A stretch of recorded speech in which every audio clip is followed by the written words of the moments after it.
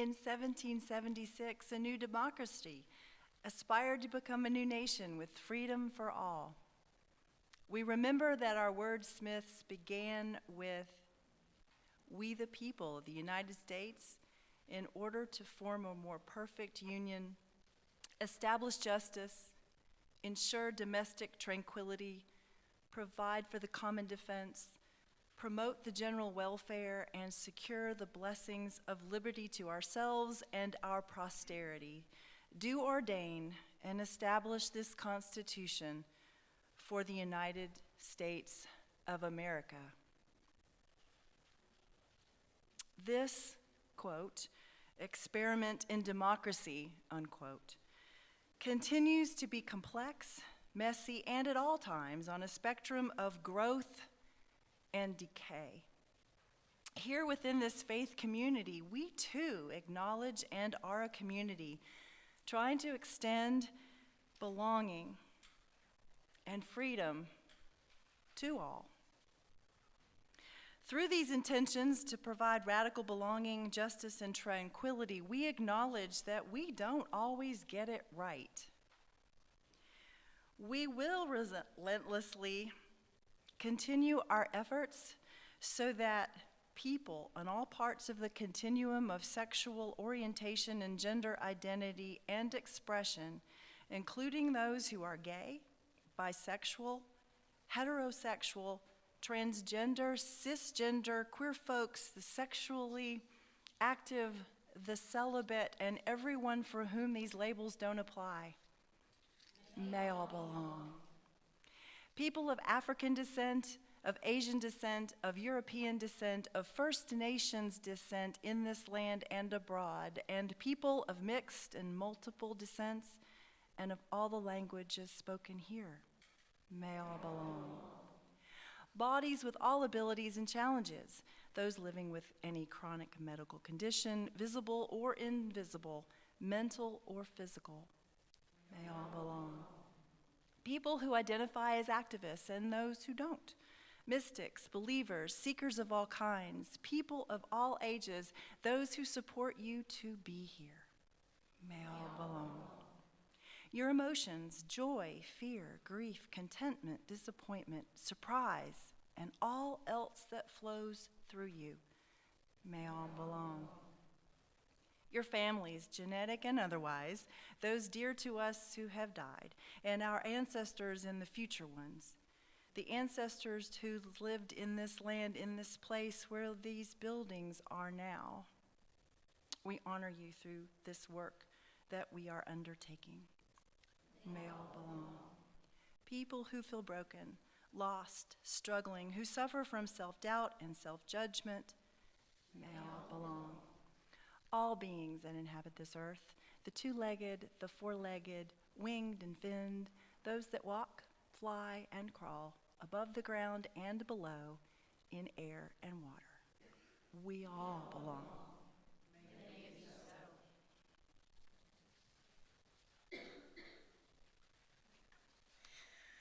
When the pandemic happened and we started doing online worship, it was really hard to adjust to. Tamara and I spent a long time figuring out videos and streaming and all these things, but what we realized as we were doing it is that it was so worth it. Because instead of trying to get the people who might feel comfortable gathering in a space, who were not so scared of COVID in that time because we didn't know how big or how hard or how bad it was going to be, that all could worship together online. And we heard from people who hadn't been in our midst for a long time who said, now I can worship with you. Wow, what an amazing thing that we're connected online. People who are homebound or who were sick or who were going through cancer treatments and couldn't make it here, or who just had surgeries, or even people who lived far away from us, or the people who just didn't feel like coming to this space every week. We chose to keep online worship going because we wanted it to be this welcoming space that everyone could be part of. So for the past few weeks, we've been talking about these color-coded tabs on our name tags. And in my mind, this is another way that we make sure that every single person feels welcome in this space. Because I've heard from people that they didn't feel good coming to worship because they weren't sure what they were going to get. who they were going to have to interact with, how uncomfortable it might be. Those are folks who just range from they feel a little awkward in public to those who are on the autism spectrum to those who just feel really grief-ridden and hurt and don't have the space to be with other people and love and feel that love yet. So we've created, the WISE team has helped us create these color-coded tabs to be able to signal to each other what comfort level we're at for the day. I see a lot of us with greens on today. Green means talk to me. This is a place I want to feel comfortable and loved and talk to everyone and be connected with others.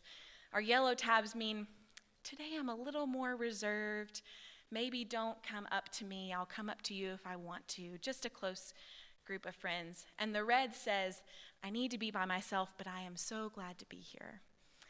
And for me, those folks who need to have that red tab on is why we're doing this, because those folks can feel welcome in our midst to be themselves and to worship as they need to, but not feel pressured by those social interactions that may feel hard or just may feel like they don't want to do it for the day. So as we pass the peace today, I invite you to take note of the colors that are around you. If you don't have a color, you can go get one outside if you want to, but I encourage you each week to start choosing a color that feels good for you on your level of comfort so that we can better greet one another and be together as community. So all are welcome. As I've said that, may the peace of Christ be with you. Will you stand and greet each other?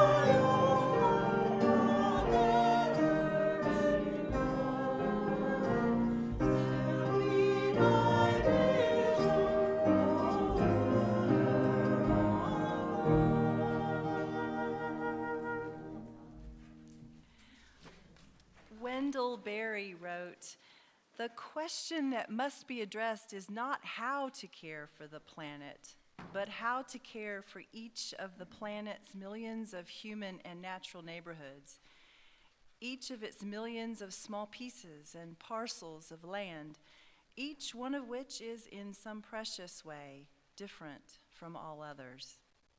That ends Wendell Berry's quote. Could you read that one more time? Absolutely. Thank you. The question that must be addressed is not how to care for the planet, but how to care for each of the planet's millions of human and natural neighborhoods, each of its millions of small pieces and parcels of land, each one of which is in some precious way different from all others. That ends Wendell Berry's quote. Caring for one another has its challenges. We are in a new world that seeks to be trauma-informed. We live in a new world that seeks to know how to care across a spectrum of gender, fluidity, and sexuality, a spectrum of mental health, a spectrum of chemical usage from cocaine, nicotine, methamphetamines, and even Roundup. Caring for creation, all of its millions of living organisms, demands much from us. For some perspective, we listen to a parable found in Luke's Gospel, the 5th chapter, verses 36 through 39. He also told them a parable. No one tears a piece from a new garment and sews it on an old garment. Otherwise, not only will one tear the new garment, but the piece from the new will not match the old garment. Similarly, no one puts new wine into old wineskins. Otherwise, the new wine will burst the skins and will spill out, and the skins will be ruined. New wine must be put into fresh wineskins, and no one, after drinking old wine, desires new wine, but says instead, "The old is good." May we receive blessing and call from these words.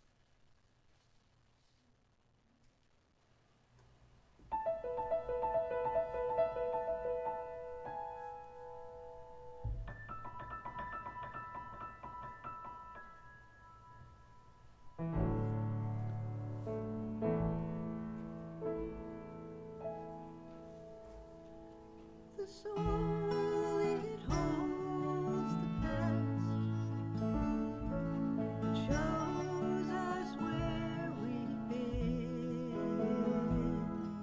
The soul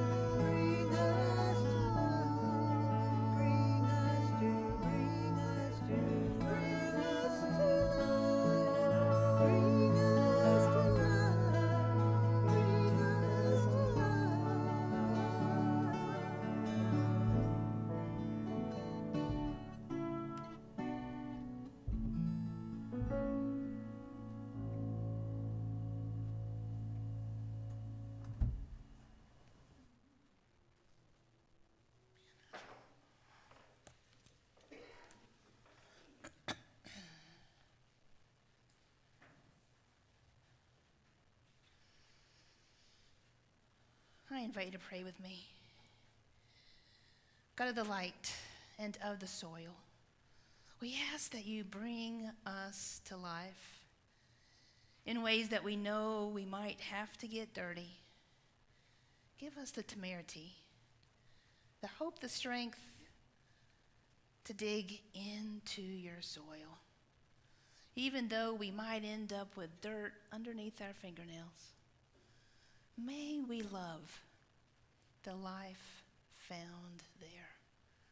May all the meditations occurring in this space and time, may they be pleasing in your sight and in your heart.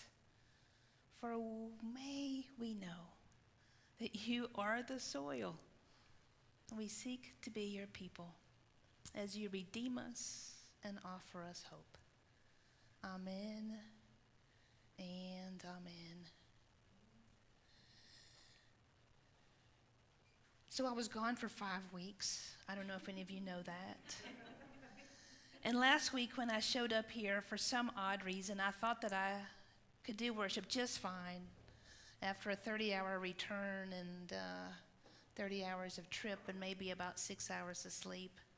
I'm not really sure what went on last Sunday, but maybe some of you can tell me or I could go watch it. But what we're going to do, and I kind of started it last week, or my hope was, is for 5 weeks we asked the question to some of us, what does church look like to you in a world that we say is emerging? In a world that feels like is collapsing all around us, in a world where we believe in a phoenix spirit, a world where we, in the church, some of us call ourselves Christian, we have this thought of resurrection.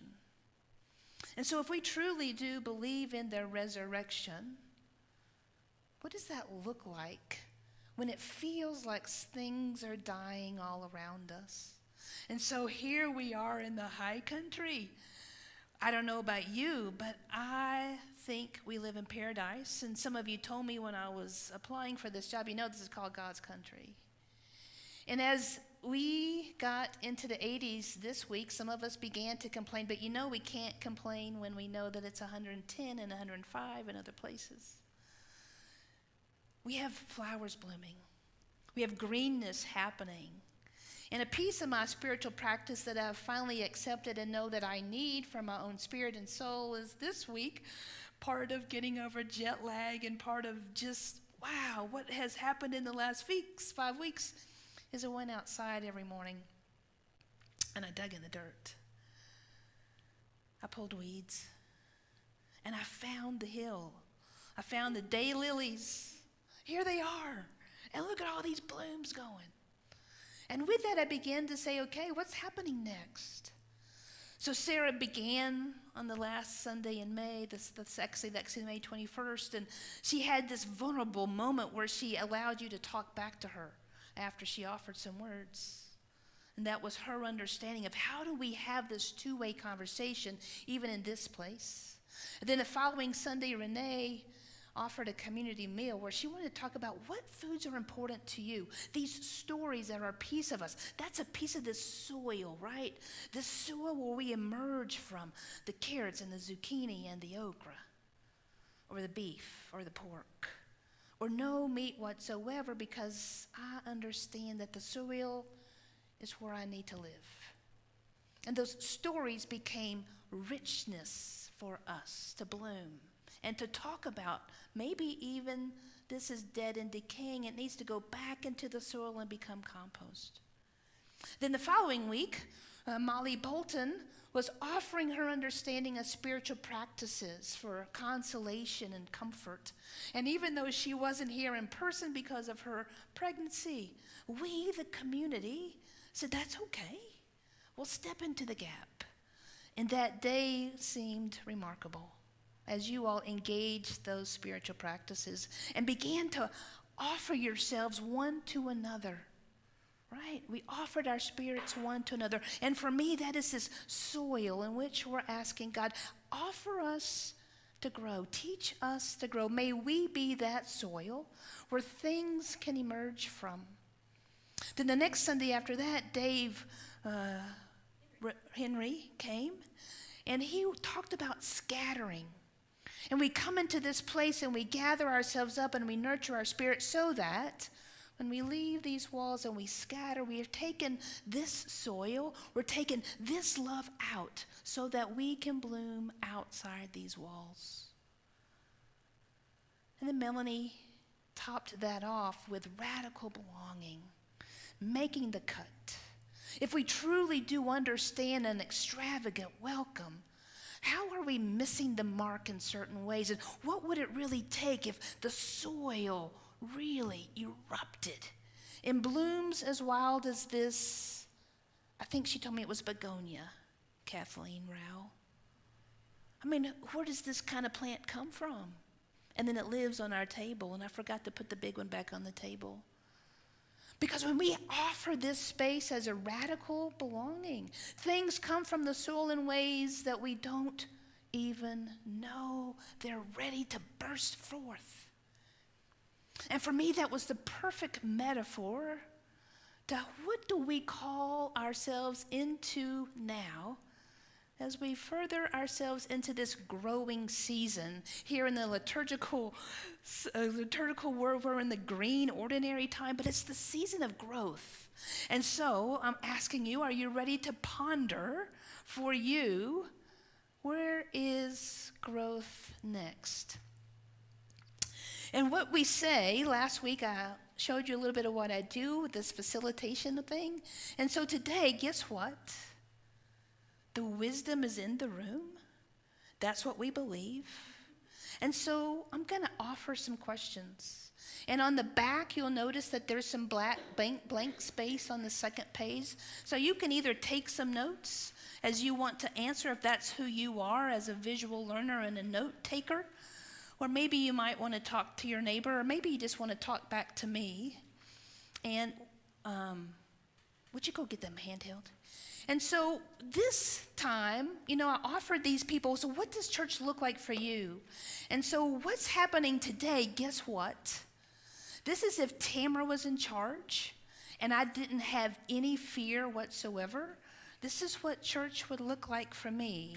This is what worship is for me, is when we understand that the soil is from which we come from, we're wondering what all is in the soil. And as I dug all week long into the soil, what kept coming back to me is this text from Luke, the 5th chapter. This idea of wineskins and of clothing and of a new world ready to be creative, right? And one thing that interested me so much that I really haven't noticed it before was actually the last sentence, Luke 5:39, where it also says, and no one after drinking old wine desires new wine, but says the old is good. Because what I know is, other than Sarah and Abaya, the rest of us are mostly Q-tips in here. Oh, there's Liam. Sorry, I apologize. Liam's here, right? Q-tips means we have a lot more gray hair in our hair than not. I know, that's my label for us. And sometimes we get to a point in our lives, over 50, over 55, over 60, where we think, I'm kind of done. That old wine, it is mellow, and it is nice. And let me just sit right on the porch and enjoy, because surely I've done enough. Surely I've dug in the soil enough. And so this week, what I found myself thinking about as I was digging in the dirt, and I've given myself a time limit and we're not going to go over it, but every morning I put on this comfortable shirt. And this shirt is over 25 years old. How many of you have clothing like this? And it is your comfortable shirt. And when you are feeling the need for some comfort, what do you go put on? Right? And so this shirt, I ripped it a few years ago. And what we do in the Franks family is first you put on a patch, you sew it, and then you go into the drawer and you find the patches that you've taken off a hat. Because you can't have the rip shown, right? So you just cover it up. And as I put this shirt on a few weeks ago, I'm like, this shirt really needs to start getting out. It's about time. It's losing buttons. It's got another hole in it. And so I know that if I stain it really good, then I'll finally get rid of it. So I wore it when we did the annex over there, thinking if I get enough stain and enough paint on it, then finally I'll let it go. But this week I still put it on because it feels good. And after Monday, when I had poison ivy, and I thought, oh, I have to wear long sleeves when I go outside. And so I put on my comfortable shirt.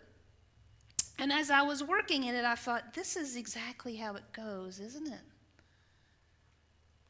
When someone wants to start talking to us about theology or about a new world, are you doing things trauma-informed? Are you really thinking about what our court system did this week? Is that up to us to hold and to think about? Or can I just go put on my comfortable clothes and go outside and dig in the dirt?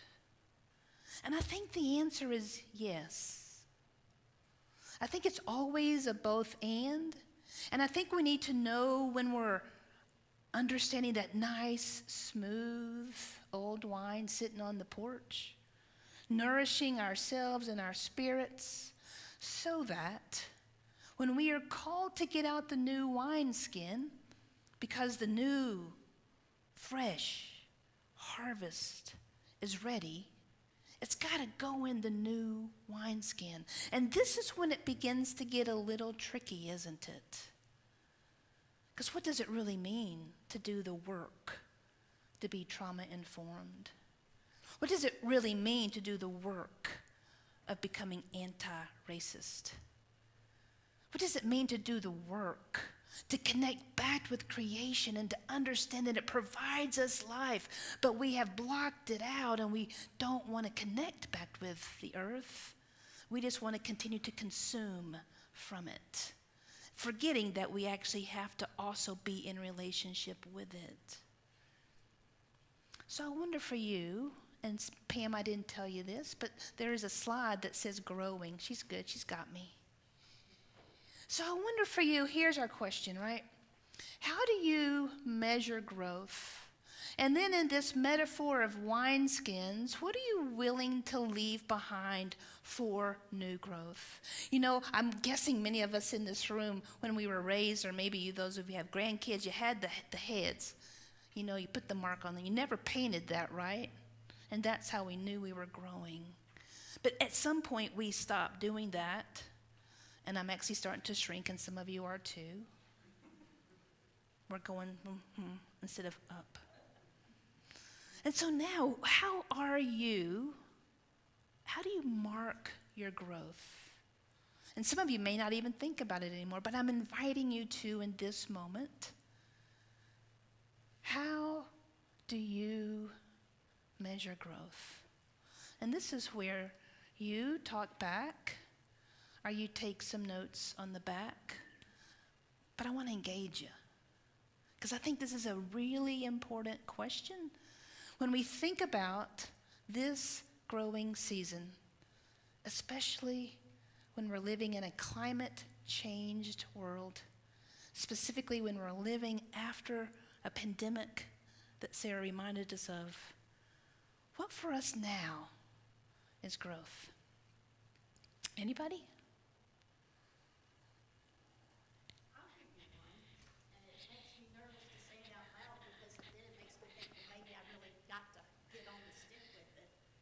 But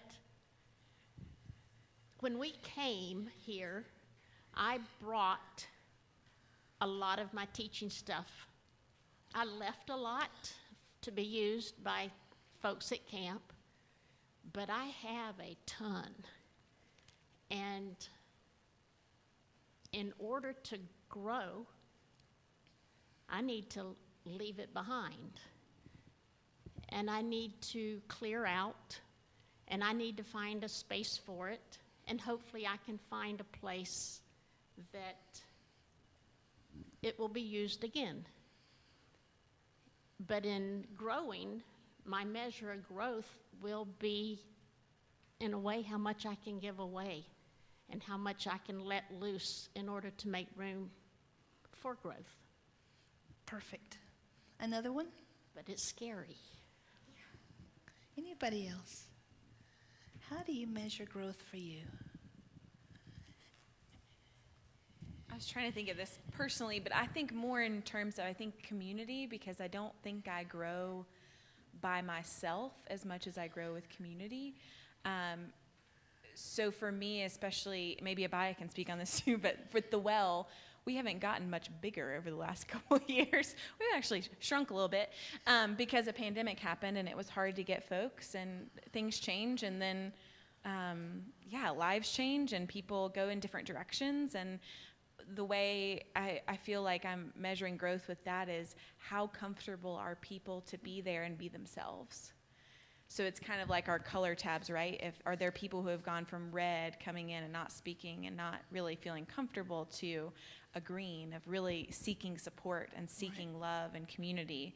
And to me, that kind of shift, even if it's not this growth of numbers and people who are here, it's the people who feel the depth and want the community and give to the community as much as they're taking. I think that, for me, feels like a lot of growth. Mm-hmm.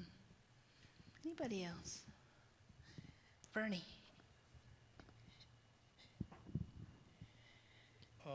My brothers and I are in the process of selling a farm that I spent the first 18 years of my life there. And it's hard. Yeah. But we are leaving something behind for other people to enjoy. So I'm grateful for that. Perfect example. Thank you for doing that, Bernie. This idea of growth, I want you to think about it this week. Because when we understand growth, wherever we are in these stages of life, we understand that it's a cycle. We're going to grow, then we're going to rest and go into a dormant stage, a composting stage, and then we're going to use that to grow some more. And one of the things that has been circling back around for me is the theology piece. And so a piece of what I read last week from a book that I read while I was gone is Do I Stay Christian or Not? And the chapter was called Freeing God. And one of the things that Mr. McLaren was able to do in that chapter, which offered me freedom, was to literally say our theology has to understand where we are today, and we have to be bold and to name that theology. And so this is going to be very vulnerable and scary for me, is we actually have to understand that the theology that used to be up here, which was a salvation theology and an atonement theology, we have to move that down to the soil. And so if I understand that I understand salvation in these salvific moments of beauty, of green, of community, and the belovedness that I get from you, that is my faith journey. And that is my salvation. And when I come here and I'm in community with you, and I find the resonance to offer my truth, there is freedom there. And that is where I understand salvation. It's not in some statement of belief. It's not in some testimony, but it's in being with you. And which means that I have to leave behind a theology of salvation in one sense of the word, so that I can live into a theology that says, God is here with us right now, and we right now are creating the kingdom of heaven. For Jesus said, the kingdom of heaven is here now. Is here now. When Don Brannon died, that was actually Beth Weaver was the first one for me. Her rock is out there. And every day I'm here, I'll walk by and I would see Beth's rock. And I would think, I don't have tomorrow. So what am I doing today? And then when we lost Don, and then unexpectedly we lost Dan, when we lose people close to us, it begins to give me more purchase that we have to create the kingdom now. Dan had bought new seeds. He didn't know he wasn't going to be here for the spring. He had new seeds ready to go. So I'm wondering, theologically, are you noticing where the rainbows are? And are you jumping into that mix, which began to percolate for me this week? Are we on this week when there's going to be parades? Do we jump into those parades where there's gun and there's tanks and there's war? Or do we jump into those parades where there's rainbows? And when we understand the pride, that is when we live out our authentic selves and we can see those true colors, that is what I long for. Pam, the next slide is called longing. And so I wonder for you, what do you long for? And then the big question is, right, are you willing to emerge from the woods to take a drink? Because when this deer comes out, it's in total view. And we're about to sing a song that says, as the deer longeth for the water, so my soul longs for you. And so I ask you, what are you hoping for? What do you long for? And then to really know that each one of us have the responsibility to help bring that to fruition. For to take these new wineskins and to put the new wine in it, so then it has its months and its years to get to its own mellow flavor, we got to start somewhere. And to get that new wine into the new wineskins, we actually have to grow it, tend it, harvest it, smash it, and get it into the wineskins. It's a process. So I wonder, what are you longing for?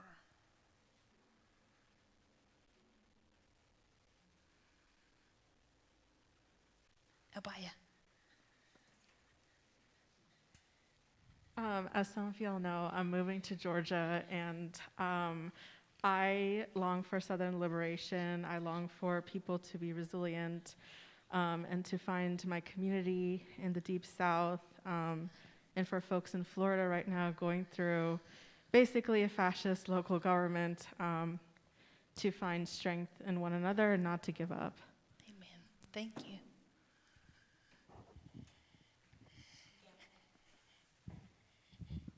Did you have your hand up? I was raised in mostly a black church, and I don't get me wrong, I love this church, but and the music is great, and the preaching is wonderful, and in the black church we were cheerleaders. When the music was great and the preaching was wonderful, we said amen, and that's just what I long for.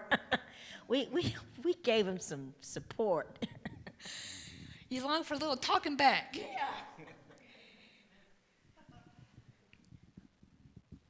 I know that there's some expectations of time here, and I'm noticing it.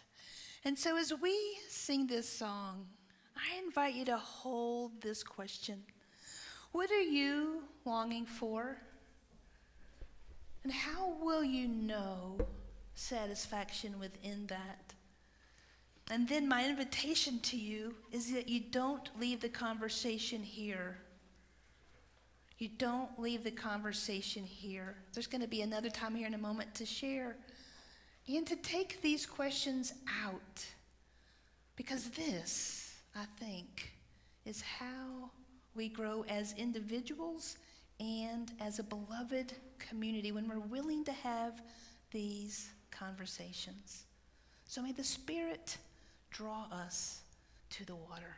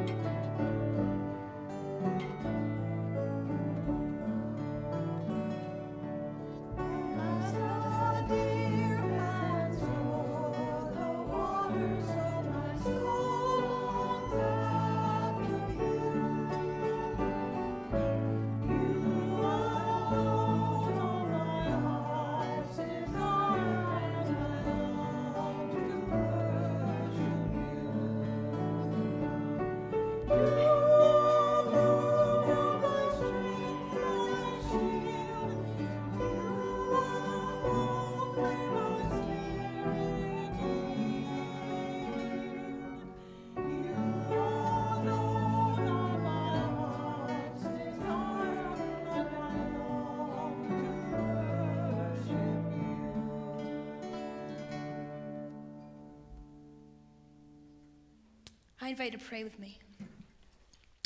Holy mystery, whose presence can be as complex as the soil, may we lift up your presence in our hearts.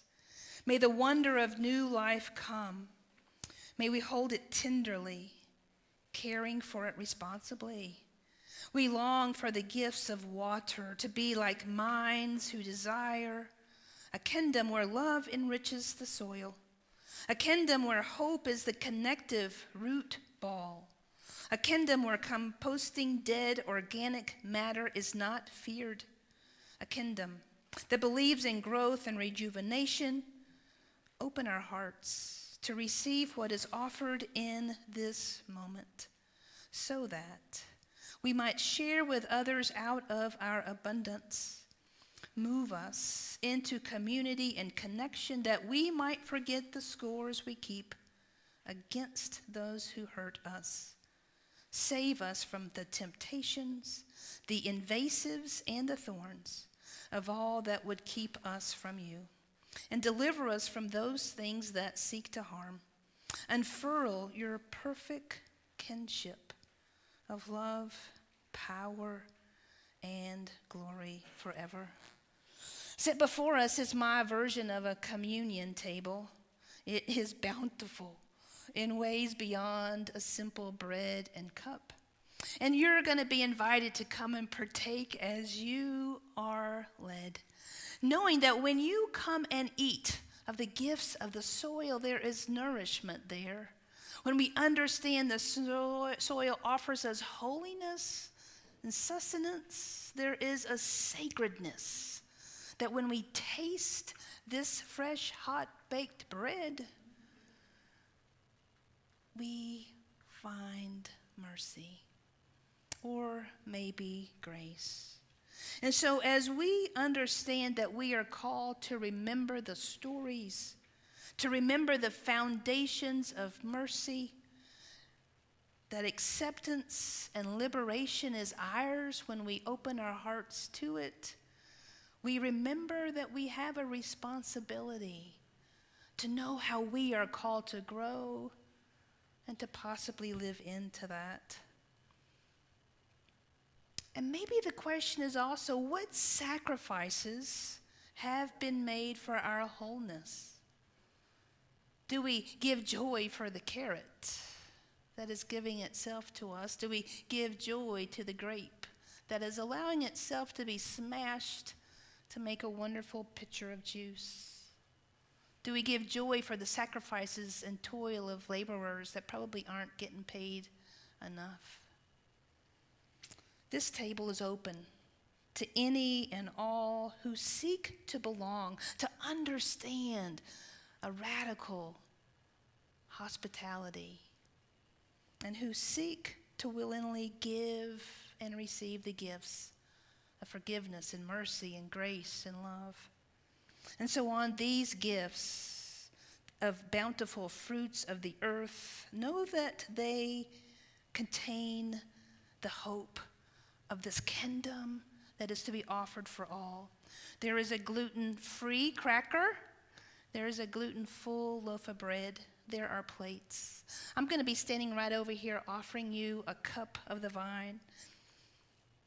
In this spirit of communion, we offer all of our prayers of hope. I'm going to invite you to come, partake as much or as little as you would like. There's not going to be any music playing. And so if you want to share with someone what you long for, I would invite you to do that. Or if it's just longing for the taste of a tomato or some dip or some hummus, to just allow that to reside in your mouth. On these gifts, may you know that there is hope. Come, for all things are ready.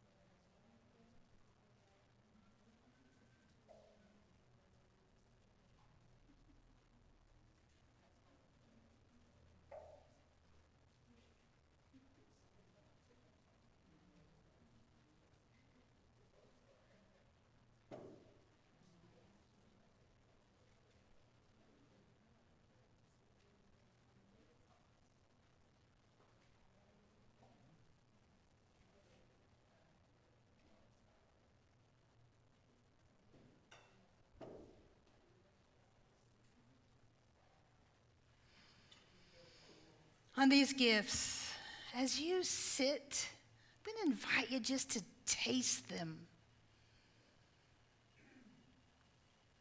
I know oftentimes when we have a meal, when we share a meal, we're done in about 12 minutes. We spend 45 minutes preparing it, then it's just done. Sometimes we're watching television or we're reading our Kindle. I invite you just to taste the gifts of the soil.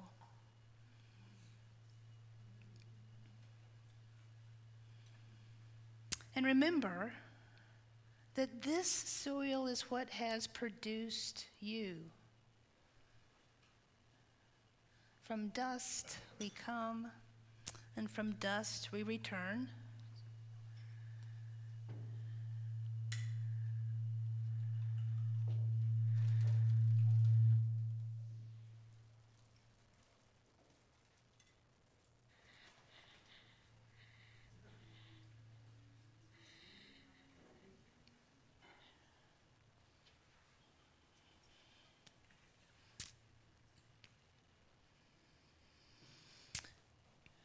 In the spirit of Holy Communion, as you receive these gifts, I'm going to invite you to consider those prayers. What do you have to be joyful for? What do you have to be thankful for? Where do your concerns lie? You're welcome to come light a candle and to name that here. You're welcome to offer it to your neighbor that you're sitting beside so that we might pray with you and for you. For our justices, may they understand their responsibility.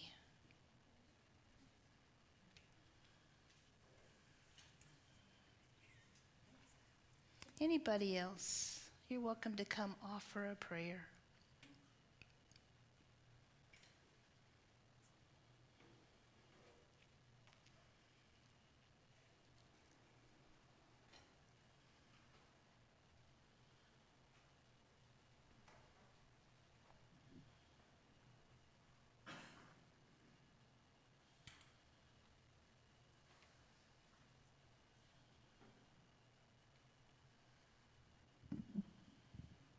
I'm grateful for the continued support, and as I continue to transition, I'm grateful for a thrift shop, and because I need new clothes and I can't afford them, but that thrift shop, I'm pretty fly.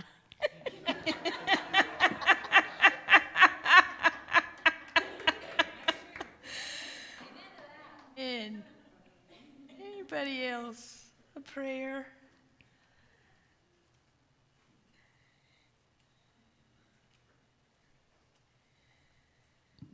I continue to ask prayers for my cousin who is battling stage 4 cancer, and I am grateful that they have found some medicines that seem to be helping at the moment. So I ask that you continue to pray for her. Her name is Anne. Thank you.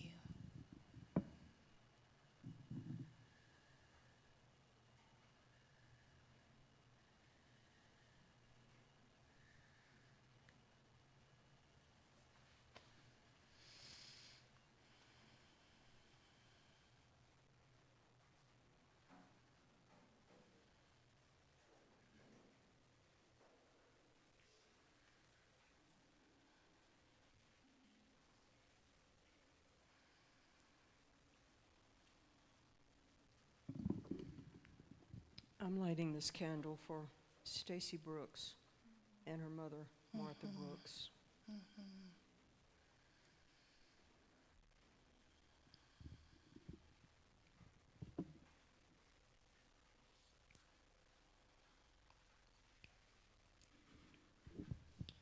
And I'm lighting this candle for my cousin Susan, who got a cancer diagnosis that it's metastasized, and they're trying to find treatment for her.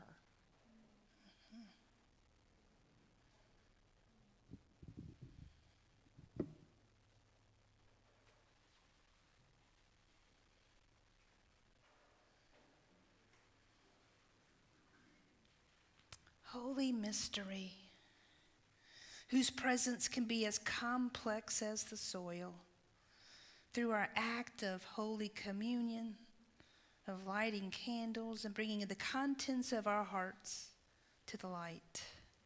May our hearts know healing and power, and may the wonder of our lives assure us of our worthiness. And may we accept and be guided by the visions of holiness illuminated today. Amen.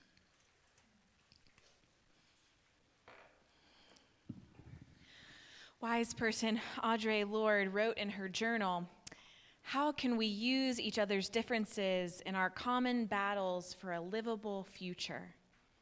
All of our children are prey. How do we raise them not to prey upon themselves or each other? We gather our offerings today, honoring our differences and our shared purpose of a livable future for us and for future generations. Come, let us worship God by giving of our offerings."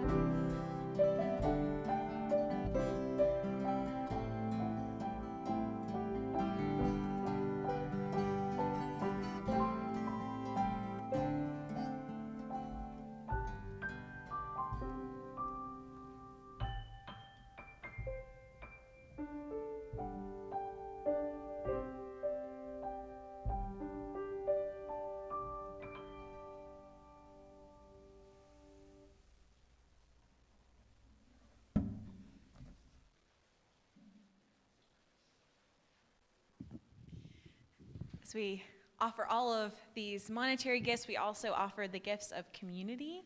There are very few announcements listed in your worship guide, which is weird for us, I feel like. But the one big one is our giving statements have been sent out through Breeze. It's the first time we've done it by email. If you haven't logged into Breeze before, then you probably didn't automatically get your statement. If you need help with that or anything that I can help you through, I can give you a brief tutorial if you'd like me to. I'm going to send out an email in the next couple days too that gives you some insights in how to use Breeze a little bit more. We're easing into it. So if you feel a little bit overwhelmed by it or don't know how to use it, you are not the only one. So we're working on it. And if you need help, don't worry. Any other announcements for the good of the community?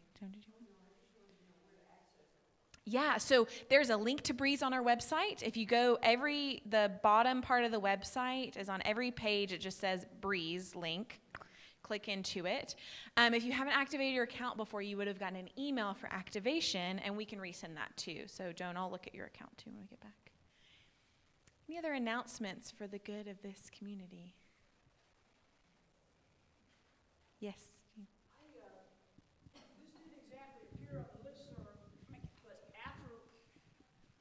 after the fourth parade on Tuesday, Renee is supposed to be getting her award at the Jones House, and that didn't really appear on the listserv, so if anybody would like to show up to support Renee in her effort, or in her recognition of her efforts, obviously that's an unknown time frame, but it's happening.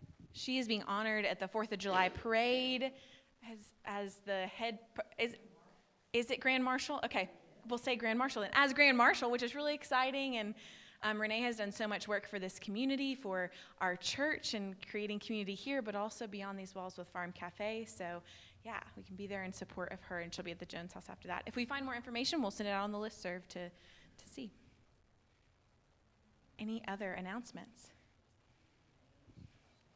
Will you stand with me then and offer our dedication of offering together? It's out of thanksgiving, gratitude, and joy we offer these gifts of ourselves, our engagement, our faith, and our material goods. May they be blessed and found faithful, co-creating a world of holy wholeness right before our eyes. Amen.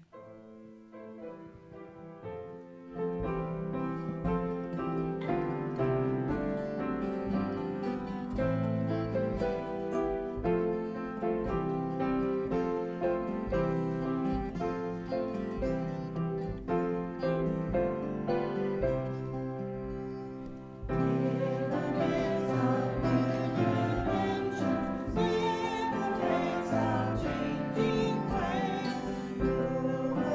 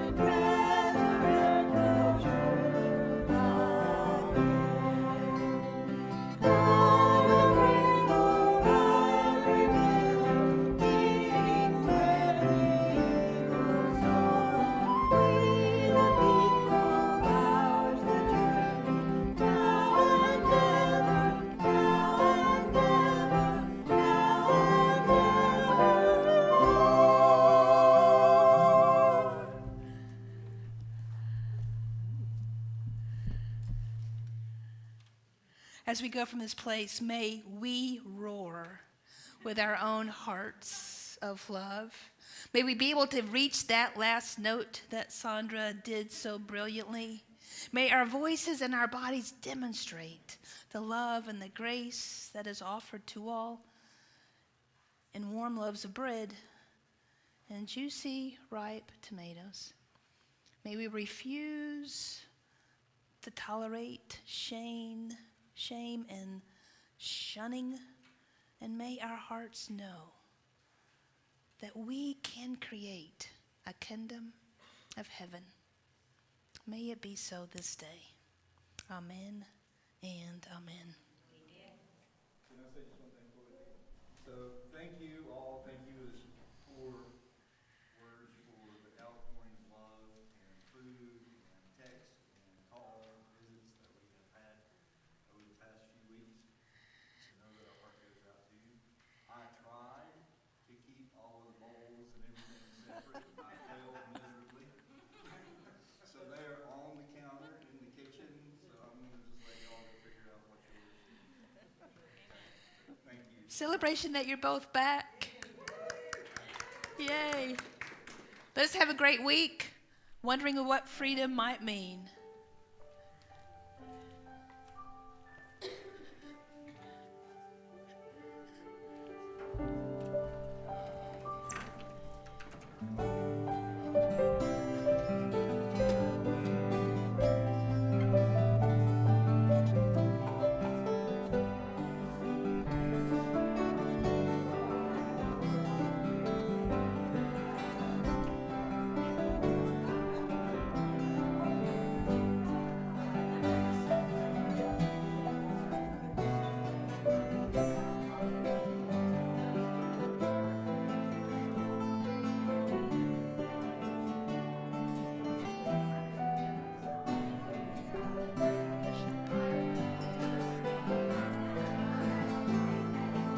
You're welcome to come get fellowship. You're welcome to keep eating